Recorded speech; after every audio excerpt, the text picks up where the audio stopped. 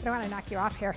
We have a small spot. Yeah, it's not that big. Welcome, Peggy. Thank you. Thanks for having me. Oh, so I've known Peggy for a very long time, and I've often wondered what the secret she had was to the fountain of youth. And then I found out recently when the Wall Street Journal wrote all about your marathon training fitness and nutrition regimen.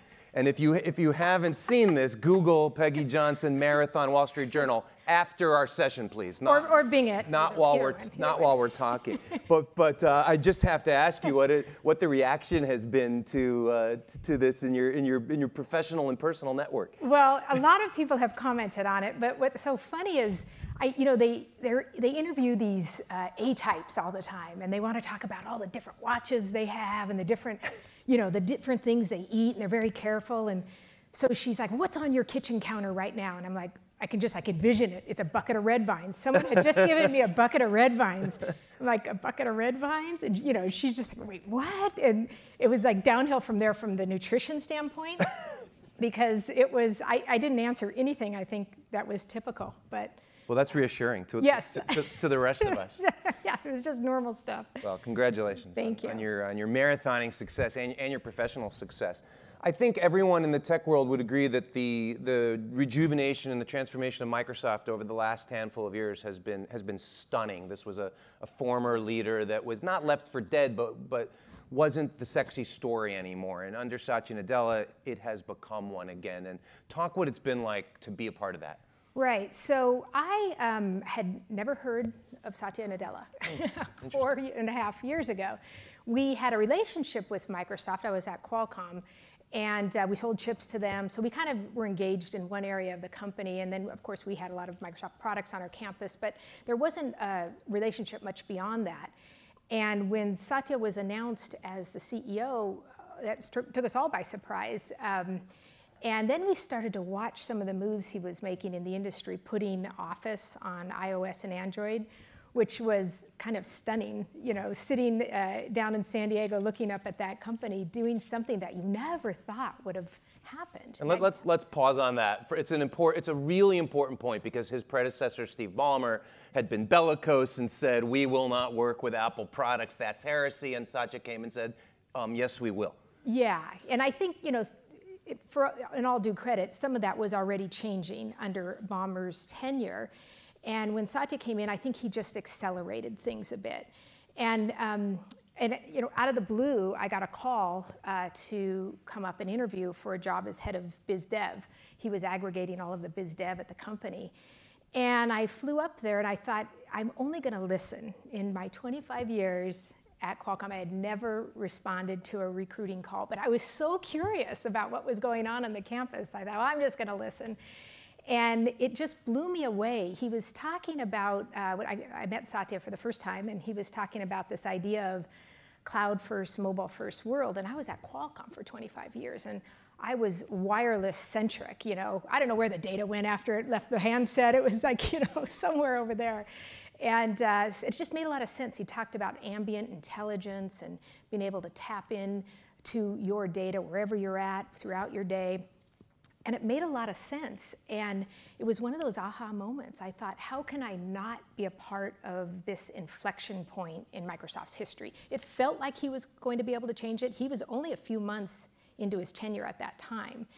But I bought his vision and said, okay, there is no way I can't do this, and moved. So it's interesting, Microsoft, Qualcomm, two very technical companies, and you just described the technical reinvention or the technical trend that he was betting on. But the very first thing you said was a very important cultural statement that he made, that we need to have a different culture. Yes. Without losing the rich culture we've had, and I think that's a universal experience for every company and person in this room. And so talk about the culture that you've witnessed these past you said 4 years? Yeah, I've been there 4 years. Well, again, that was at the very start of it, and he said, I need to change this company. And he talked about this book that he had just read called Mindset by Carol Dweck, the Stanford psychologist. And she had written about this idea of having a growth mindset, so having the ability to be free to think beyond boundaries. And he said, I've got to change the company so they do that again. And I have to say, one of the things that struck me at Microsoft is the pure raw talent that is on that campus. I remember the very first days when I was there, everybody who came into my office, I was blown away by. And Satya had this idea of, changing that culture from what he called a know-it-all culture to a learn-it-all culture. And he was going to do this by introducing this concept and saying, we're free to innovate again. And that started to take effect, and it started to roll through, all the many layers of Microsoft, and the change became palpable and fairly quickly. I mean, a lot of people have commented on that the change was fairly quick, but they were ready to believe in something new. They were ready to innovate again. And then he mixed that with an infusion of this outside-in perspective, of which I was one of those, and so we started to look for talent outside the company, and mixed with the talent that was on the campus with this new idea of a growth mindset, that just changed everything. Do you think that Microsoft people would have been as receptive to change if they hadn't been through this relative period of stagnation? Microsoft people had a reputation of resting, investing, but for a number of years. I think Microsoft had a very good and has a very good business model. And I think any company that has a successful business model, you can sort of fall back on and say, well, this thing's going to go on for forever. My old company, same way, has a successful business model. And you sort of start to take that for granted. So Satya knew that the industry was changing, that technology around us was changing, business models were changing, and if we didn't change, if that company didn't change, we would be left behind. And I think you're right. I think people were ready for that. They sensed that as well. And that was all it took. It was like a spark that started a fire. And again, unbelievably how quick it went through the hallways around the world. I mean, we have offices and people all over the world, and everybody has bought into this change. I'm going to move to M&A almost immediately, but I think we're going to have an undercurrent over the next couple of days. We're talking about corporate reinvention, business model reinvention, but there's also a notion of personal reinvention. And Peggy, would you just briefly share with everyone what it was like to leave a company where you had grown up, I have to assume? Yes, I grew up. I started when I was 10. And, but I mean, I was there 25 years. So my family was there. I knew the city inside out. I was deeply embedded in organizations in the city. My kids went to high school and grade school there, the whole thing. And I never really envisioned I would leave one big company and go to another big company. I thought if I did anything else, I would want to maybe run a small company or do a startup or something. And it was a little challenging, right? You come in at that level. I am a direct report of Satya's. I come in. I didn't grow up on that campus, but a lot of people there did. Yeah, sure.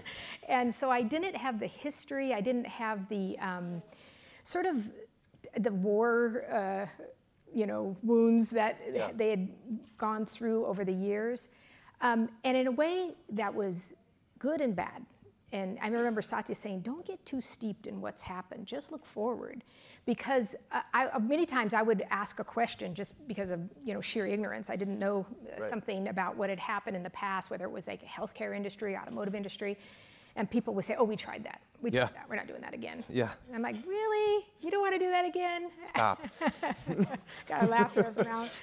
What? Why not? And so I was pushing, and that's what an outside-in perspective does. You're sort of allowed to be the goofball in the room and say, wait, why aren't we doing that? And to question things and prod. You've made very big moves and a bunch of small moves in M&A. So LinkedIn, GitHub, Hexadite, Secure Islands. The last two I don't know anything about. Security companies. What do you spend your prodigious amount of money on, and what do you not spend money on? We spend money. We're very disciplined in our M&A approach. Really, I mean, we're not moonshotty in the least.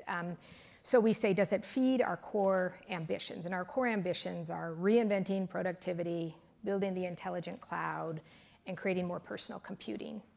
And then on the consumer side, gaming. So really, that's sort of the world of Four distinct things. areas. Yeah, the world of things that we look at. And when something comes up and it doesn't quite fit in there, it's such a great lens. You can just filter things through and move on, and you can give a no quickly if someone tees up a company. So that's been helpful to have that discipline in place, because you don't spend cycles on stuff that may or may not be meaningful. So that's probably the biggest thing that's that I've learned in this new model that we have. I think I appreciate your comment very much that we don't do moonshotty things at Microsoft. There's another company that does do moonshotty things. GitHub, you spent a lot of money. You can remind everybody to buy GitHub. It's not closed yet. They do not have a lot of revenues. Explain that one. So, I think one metric that people look at clearly is the price, and but I guess $7.5 billion for GitHub. But just look what happened today with Comcast and Sky and Disney.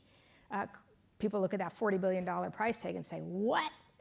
But to Comcast, it is something that they knew they would be the better owner there. And when we looked at GitHub, that is one other filter that we look at, or any acquisition. Could we be the better owner? Would we be the better owner? Do we have assets and resources that we can attach to this that will help them and us grow? And when we looked at GitHub, we felt strongly that this community of engaged, unique devs, the whole area of DevOps is interesting to us. I mean, we've been a tools company for a long time. And developers are increasingly becoming part of that value chain as companies digitally transform. You need devs in there, whether you're a fabric company or, a nutrition company or whatever. You have to have devs in there to help you digitally transform. And so sort of the care and feeding of the devs is becoming more and more important. And they brought this engaged community that we are going to it's going to remain intact. We're going to let them continue on their path, but we will have now a channel for our own products and services and tools to introduce through there. So much like LinkedIn, GitHub will stay largely independent to continue to build and grow in the manner that they have been. And you say that, and I think the reputation in the community is that you've done that with LinkedIn. But how do you prove it to the GitHub people that yes, we really will leave you alone, even though that's something that big companies say? I think a big help there was Jeff Weiner and Kevin Scott at LinkedIn. Yeah, who said this is how it worked, and it worked very well for us. Yep. And actually, Jeff and Kevin are on our senior leadership team. I'm sorry, Kevin is? It's Kevin Scott, who came from LinkedIn. He's the CTO now of Microsoft, so the across the companies. And so both of them they're sort of new voices. So it's sort of a two-way street. They're new voices at that table. They push and prod as they should. And yet we didn't go and sort of mess up their member-first ethos. They have this strong member-first ethos. And we said, keep doing what you're doing. You have an interesting market, world's biggest professional network, combined with the world's biggest professional cloud. Bringing those two together, it's going to be good for both of us, and it has been. Is it possible that GitHub never pencils out financially, but is a successful acquisition for Microsoft anyway? Well, when you say never pencils out financially, provides a financial return. Yeah, if you're looking at just what GitHub does solo, that's one way to look at it. But when you look at it in the combined set of tools and the way that we want to reach devs, we're going to value that acquisition on what it's done to the broader base of Microsoft and how it's affected growth across all of those categories. Great. Your questions, please. Please, right there. Yeah, hi, Matt Park. We just need a microphone. It's coming to you right away, right behind you. Hi, I'm Matt Park with Dakadoo. Peggy, you mentioned before that Microsoft tried healthcare, didn't work, got out of that. With the current trend of big tech companies really looking, not if, but how they're going to get involved in healthcare, what is Microsoft's strategy now? Well, we didn't get out of healthcare. When I first asked that question, when I first got to Microsoft, I got varied responses. Like some people said, oh, we tried this, we tried that, didn't work. We are actually deeply involved in healthcare, but largely from a data standpoint. So for instance, companies like Adaptive Biotech, we did a deal with them not too long ago where they are trying to map the human immune system. And they have massive amounts of data. They want to analyze and look across all of that data and surface insights. And so our tech can help them do that. So to the extent that we can enable healthcare companies do what they need to do, and you really have to do it together, right? They don't know as much about the tech, we don't know as much about healthcare. You really have to be sitting at the table together to produce results and value. And so we are deeply involved in healthcare from that perspective. But fair to say that compared with Apple, which is making this major push through the watch, this is one of many important verticals for Microsoft? Yes, absolutely. And so what we're attempting to do better going forward is on an industry by industry nature, understand the industry, whether it's automotive, healthcare, biotech, and sit down with them and say, okay, how can our tools help you? And not just say, here's our tools, good luck, right? That makes sense. Alan? Yeah, so Peggy, this has been great, but I love this idea of going from a know-it-all culture to a learn-it-all culture. Now, you sort of described it, you said it was a spark, and once it happened, it spread like wildfire. And somehow I suspect it wasn't quite that easy. and I think you got a lot of people in this room who, they all come from great companies. They wouldn't be here if they didn't come from great companies. They're all facing a transition like the one you talked about. Can you talk a little more tactically about how you make that transition? Because it was a deep, deep culture at Microsoft. It was, and we have a lot of people, 130 some odd thousand people, and to get that message all the way down through all the ranks, I mean, that's challenging to do, for sure. One thing that Satya talks about is consistency. So from the moment, he was interviewing me until today, he's had the same message. And so the reinforcement of our mission statement to empower every person and organization on the planet to achieve more, people can repeat that from the top to the bottom. And our ambitions, it's just something that he starts every one of our internal all-hands meetings, like our executive all-hands, with that mission statement, with our ambitions. And he goes back to them, and he ladders everything up to that. And that's helpful. And that's something he has advised companies who are undertaking their own transformations to be consistent in your messaging. Keep coming back to it. Keep revisiting it.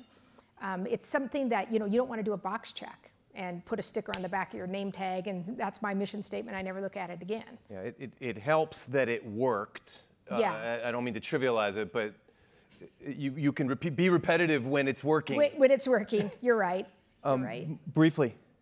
Mark Johnson, CEO of Descartes Labs, former softie. So you may not be a moonshot company, but you spend a tremendous moonshot-y company. You spend a tremendous amount of capital on MSR. So I'm just wondering what sort of the relationship is to MSR to sort of mainline R&D at Microsoft. And please tell the rest of us what Microsoft Research. So that's our research arm on campus. We do spend a fair amount. In fact, all up across the company, all R&D in all the groups, the product teams, including Microsoft Research, we are now, I want to say last year it was about $14.7 billion. So a lot of money. $14.7 billion on R&D. On R&D. So big investment across the company. In fact, a lot of people don't realize, it's in all our docs and everything, but they don't realize that number, which is pretty impressive. Now, we have a lot of businesses and things, but what Microsoft Research has done ever since the start is feed into those products. And so, interesting tech for our HoloLens device, security enablement, blockchain, a lot of these things came out of Microsoft Research, and then we have this channel. If anything, over the last several years, we've got better at feeding the research into the products. And part of that is because we have better signal in the industry. We know where the industry is going, where we think products need to be, and then we can go back and inform Microsoft Research that we need more, intensity in this area, and then they can go off and help us. Peggy, congratulations on your success, and thank you for being here. Thank you, Adam. Really appreciate it. Pleasure. Thank you.